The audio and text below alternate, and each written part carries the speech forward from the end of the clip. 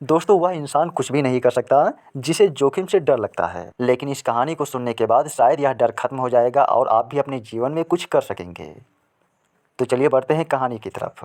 एक बार की बात है, एक बार एक राजा अपने पड़ोसी राज में घूमने निकला।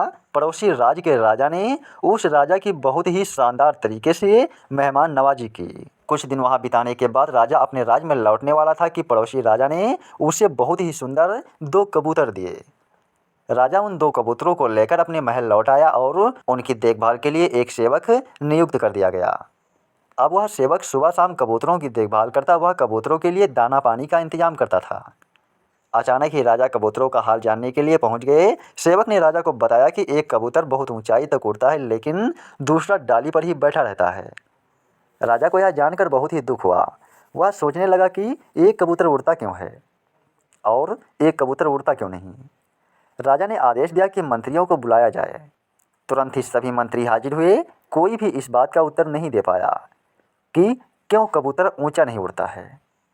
एक मंत्री ने कहा कि पक्षियों के जानकार को बुलाना चाहिए। राजा ने तुरंत ही पक्षियों के जानकार को बुलाया। उसने पेड़ की डाली को देखा और उसे काट दिया। इसके बाद वह कबूतर बहुत ही ऊंचाई तक उड़ गया।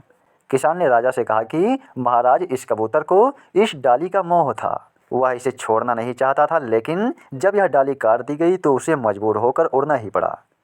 राजा यह देखकर काफ़ी प्रसन्न हुआ और पक्षियों के जानकार को स्वर्ण मुद्राओं से सम्मानित भी किया। दोस्तों इस कहानी से हमें सीखने को मिलता है कि जोखिम न लेने वाले लोग जीवन में कभी भी सफल नहीं हो पाते हैं। अगर आप भी कुछ बड़ा करना चाहते हैं तो जोखिम ज़रूर चाहिए, तभी आपके सपने पूरे हो सकते हैं।